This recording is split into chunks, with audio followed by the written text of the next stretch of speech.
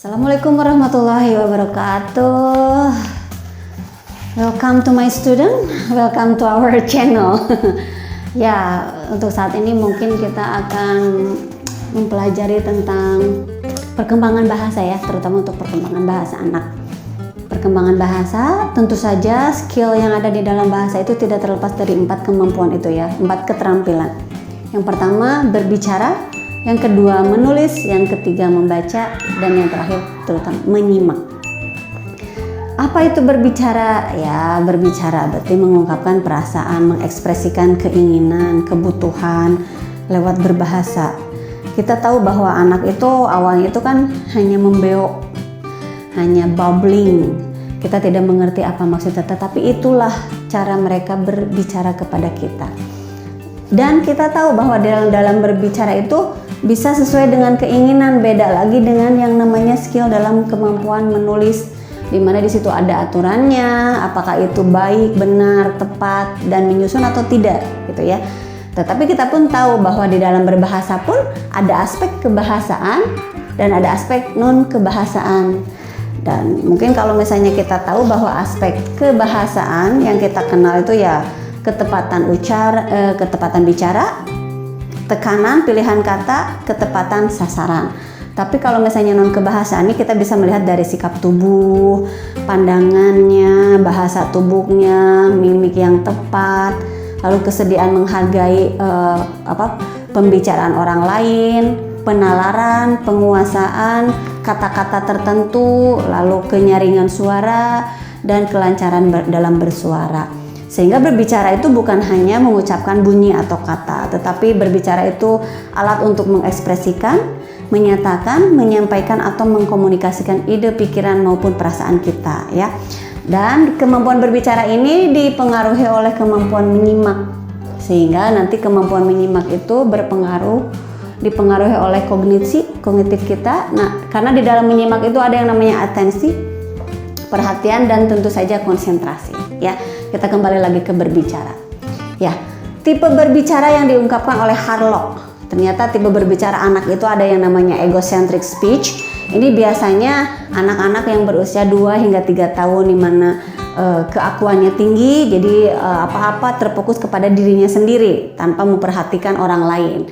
Beda lagi dengan yang namanya socialized speech, di mana dia itu berbicara karena dia ingin berkomunikasi dengan orang lain. Ini biasanya anak-anak usia 4 hingga 6 tahun di mana dia sudah bisa bergaul dengan orang lain, berbaur dengan orang lain, bermain dengan teman sebayanya dan lain sebagainya ya.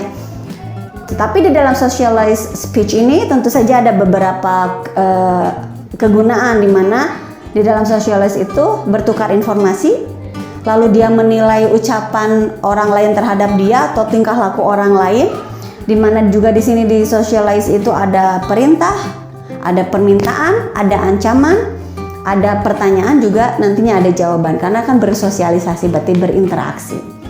Ya. Lalu kita lihat lagi. Ternyata Vygotsky juga mengungkapkan bahwa berbicara itu ada tahapan itu ada eksternal, ada yang berbicara terhadap dirinya sendiri sama juga egosentris, ada juga yang namanya internal. Kalau misalnya eksternal, berarti dia berbicara dengan stimulus dari luar, dari orang lain. Misalnya ketika ditanya, kamu sedang apa? Saya sedang bermain. Main apa? Nah itu eksternal, sumbernya itu dari luar. Tetapi berbeda dengan egosentris, di mana ini saya sedang main, berarti semuanya ego. Dia kembalikan lagi ke dirinya sendiri.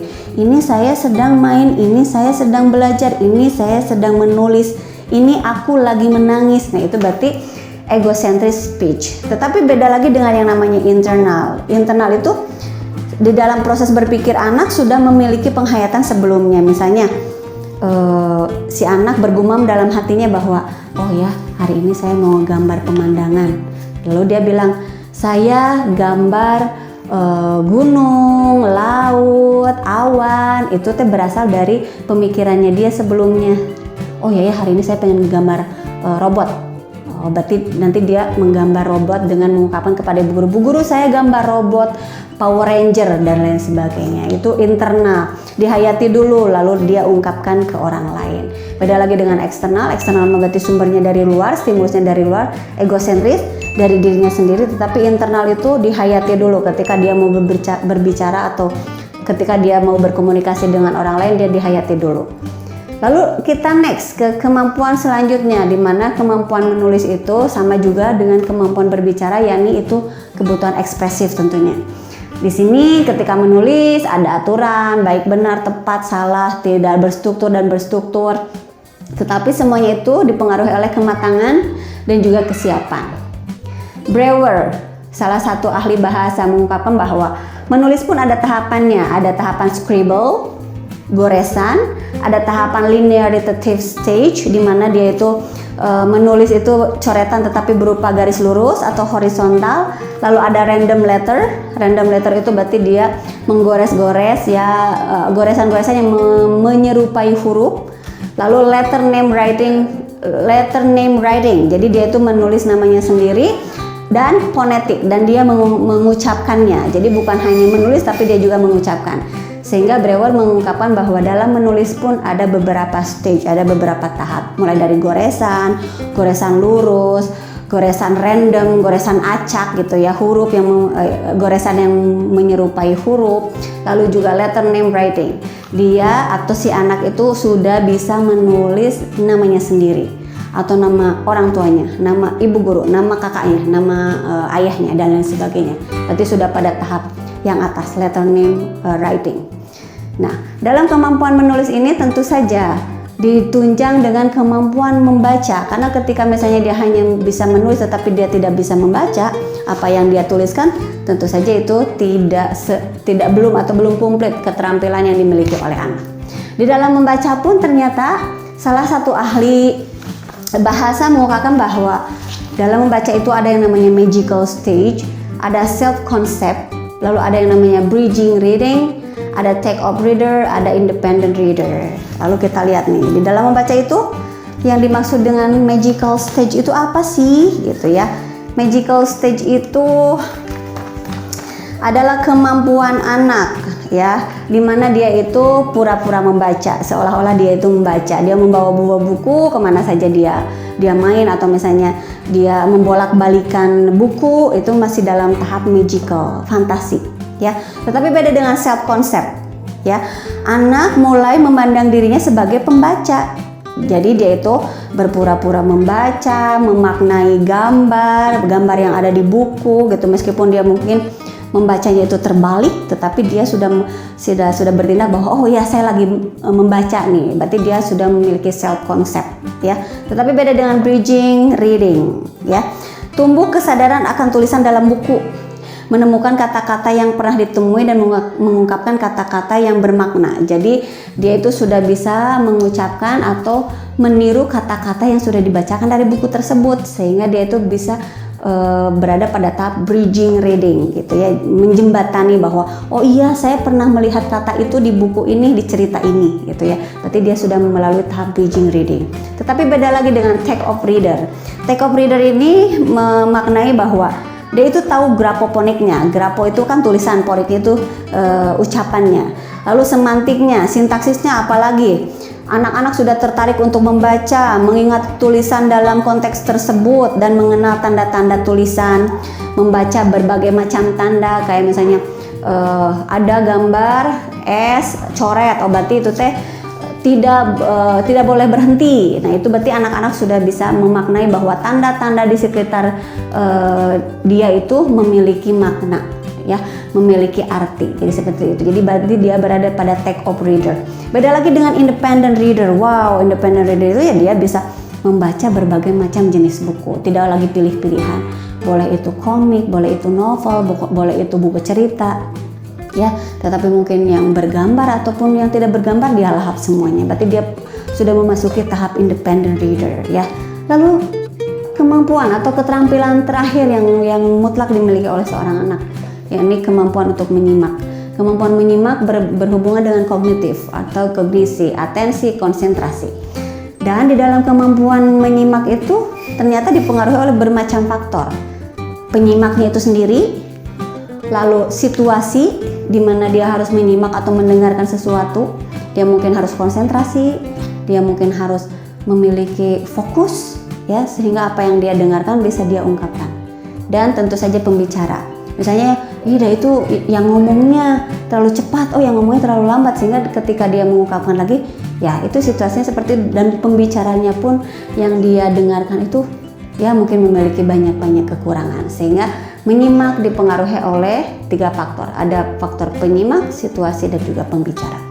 Itu secara global seperti itu kemampuan atau perkembangan bahasa. Ini perkembangan bahasa secara umum, tetapi untuk anak-anak ada beberapa hal yang harus kita tahu. Misalnya yang tadi, stage dari membaca, lalu menulis juga seperti apa. Demikian pun dengan eksternal, dengan berbicara, misalnya ada eksternal, egosentrisnya, dan internal. Lalu menyimaknya, ternyata di situ memerlukan atensi dan juga konsentrasi.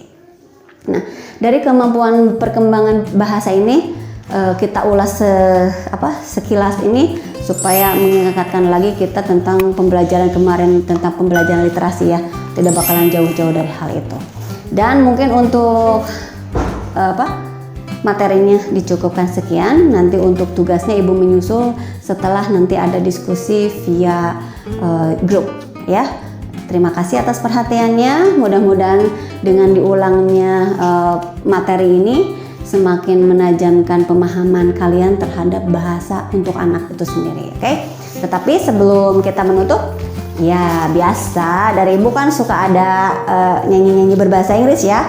Kita harus tahu bahwa ternyata anak-anak juga suka bernyanyi. Untuk bahan tambahannya, biasa untuk bahasa Inggris untuk anak kan harus ada lagu. Di sini lagunya bertemakan nature, bertemakan alam ya. Kita dengarkan dulu lagunya dari Ping Pong.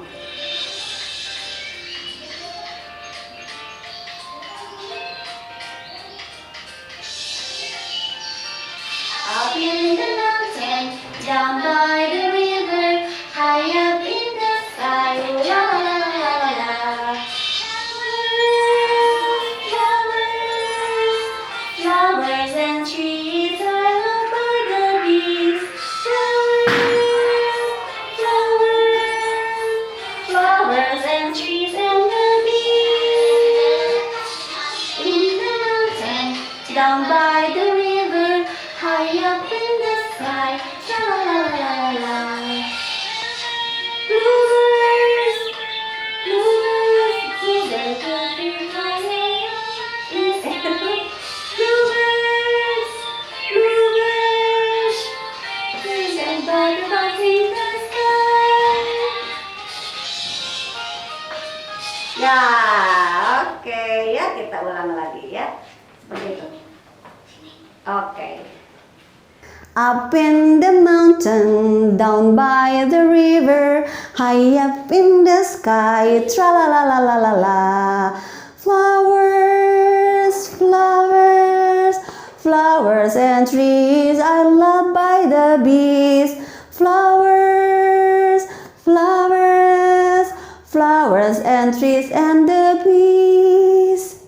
Up in the mountain, down by the river, high up in the sky, tra la la la la la la.